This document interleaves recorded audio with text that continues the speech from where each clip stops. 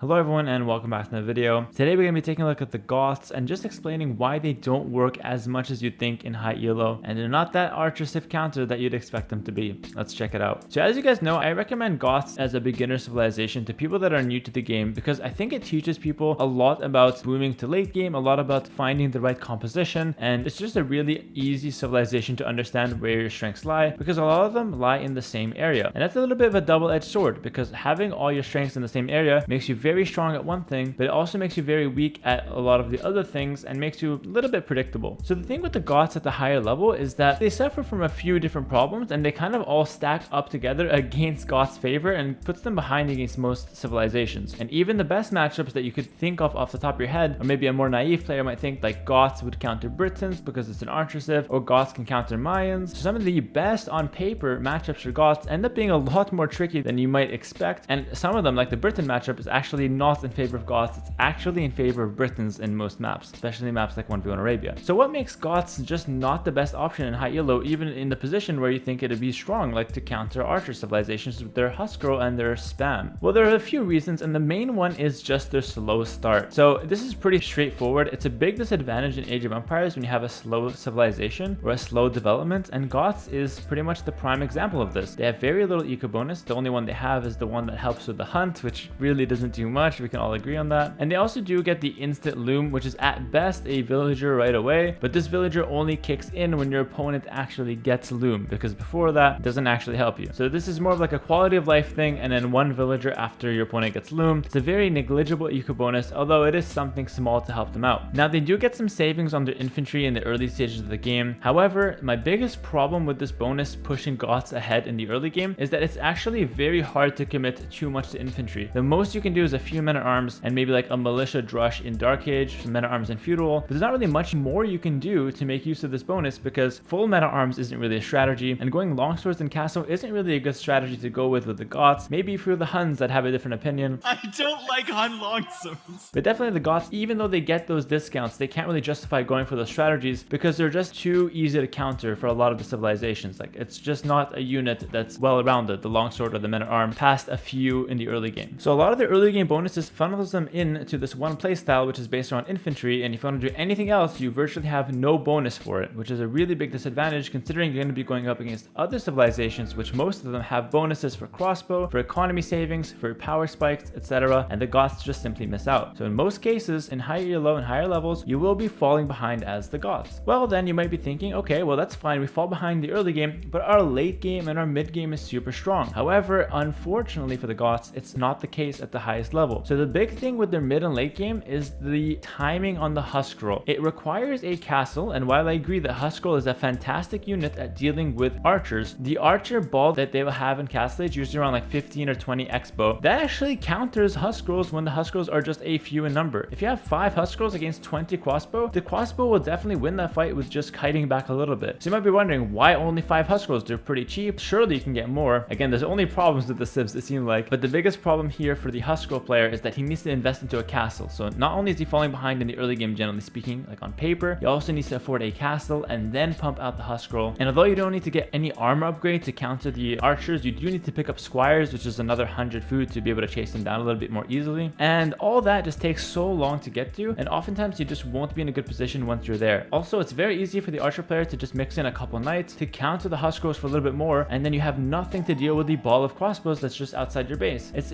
really difficult with the timing that you have to mass enough Huskarls to counter the expo, and I've got numerous examples of this, and it's why I recommend Goth players at higher level to not just default straight into Huskarls in Castle Age even though your opponent is going archers. You simply don't have the time to be able to punish the archer player and counter him. He will have the tempo, he will be able to attack you and snipe reveals out of your economy, and the few Huskarls you will have will get thinned out by the crossbow mass or just get body blocked by a couple knights in front of the archers, not to mention any monks that could come out that could convert them as well. And the thing is, if you commit to Huskarls, you can't commit to a secondary unit to support them because it takes too much investment to go for a castle and then starting to produce the Huskarls, that you can't just randomly go Huskarls plus skirm or Huskarls plus knights or Huskarls plus monks. It's a very hard thing to manage, and the best thing you can hope for is like Huskarls plus siege, but even that, it takes a lot of investment, and well, it still has some problems versus good micro and a crossbow knight setup. Alright, so now that we're kind of conceding yet again as the Goths in early Castle Age, we can't counter the crossbows even though that's kind of what our civilization is meant to do. do. So we're yet again forced to play another option in Castle Age most of the time, and once again we don't have an eco bonus or any bonus for that option that we decide to play. So if your opponent is going archers, you actually have very little options. You probably have to go skirm opening yourself or siege defense until you can get your economy into a good enough spot where you can then afford Huskarls, and you're usually just giving up a ton of ground as the Goths and just trying to survive and hang on until you can get to the late game. Now the late game is when I start to give Goths some credit, and I'm not talking the super late game like Imperial Age where everyone is 200 pop. I'm talking late Castle Age. As soon as the mid game is starting to end and we're starting to push into that late game, Goths actually do get pretty good. Their Huskarl plus pikeman composition is really strong in Castle Age. Huskarl and longswordsmen are also not even that bad in Castle Age as well, and they're really good at pushing buildings because you get that extra damage against buildings as the Goths. So this is where the civilization starts to shine. But if you think about all the sacrifices we made up until this point, a lot of times you're just going to be behind even getting to this stage of the game. So it's up to you as the Goth player to just start making a comeback at this point on paper, right? And even if we do manage to make a comeback, there's yet one more obstacle for the Goths, and this is their predictability and their limited options in the late game. It's very obvious that the Goths will want to play some sort of infantry. It's just their only option in most cases in late Castle Age onwards. Now I will say they have a couple other options that are decent, and this is going to be the hand cannoneer, which is fully upgraded, the skirmisher, which is fully upgraded, and the cavalry, which only lacks the last armor, which is only a really big deal against mass arbalests or mass crossbows. So the big thing with the Goths is that they lack a lot of options. Heavy cavalry doesn't work because you're lacking thumb ring. You don't get arbalests, you don't even get thumb ring crossbows, so you really don't have a lot of options besides your infantry, and you only have the ones I listed just now. And so a smart player playing against Goths will just expect infantry and prepare a counter right away, and this is why we see a lot of players just open champions against Goths, forcing them to make champions of their own or hand cannons, and then they complement their own champions with arbalest. An arbalest champion is a Goth killer. That composition is insanely strong, and this brings me back to that first point. Why do Britons have a good matchup versus Goths? Well, they can play a very dangerous champion arbalest composition in late game, and so they don't necessarily lose late game against Goths. And it's really hard for the Goths to punish civilizations like the Britons who are going for champions and arbalest because of the fact that most archer civilizations up until that point will have the lead. I just went through why Goths don't have any bonuses that you're really able to use in the early and mid game, and so even come late game where your bonuses start to kick in and your economy has kicked in, so your composition seems strong on paper, it's incredibly hard to find the right timing where you're able to push back the enemy army and start raiding and start playing the game how you want to play it with that Goth spam. And so this is the big reason why I think that Goths don't actually beat Britons. And coming back to that main point against, like, on paper their best matchup, Goth counter archer civs, that's at least how the word goes across a lot of people, what people might think, but unfortunately it's just not the case. And I've just kind of laid out how most games in that matchup would go for, and it really just comes down to a timing thing with the Goths. If you can start an Imperial Age, I have no doubt that the Goths can easily beat the Britons and Mainz every single time. But if you have to play from Dark Age, which most games start from Dark Age, we're not talking deathmatch, it's going to be insanely hard for the Goths to survive that entire early game, the first 25 minutes, and then be in a position to be able to push back, reclaim map control, and turn the game on its forehead and be able to win from there. And so this is why I believe that the Goths just simply don't work in high elo as you'd expect it to work for maybe a lower elo or a beginner player's mindset. Overall, I think discussions like this are super nice to have because it kind of just shows how nuanced the game is. It's really not black and white. Like, Goths have an insane unit against archer civs, so they should win every time. And I gave Goth a lot of slack in this video, but the truth is, if you don't punish Goths properly, they are a very strong civilization and they get to a pretty nice powerhouse in the late game. And although it's predictable, the infantry spam with a couple of options mixed in there is a very strong option in a lot of cases. So while I don't think Goths is the worst civilization ever, I do think that they just have a hard time functioning properly as they're meant to against a player who's very competent and who's very smart and looks ahead to be able to punish them where he needs to and how he needs to as well. That's going to be it for this video, guys. If you guys enjoyed this content, make sure to subscribe and leave a comment below. It helps me out a lot. Also, liking the video also helps. That's going to be it for me. I'll see you guys in the next one. Peace. Stay safe.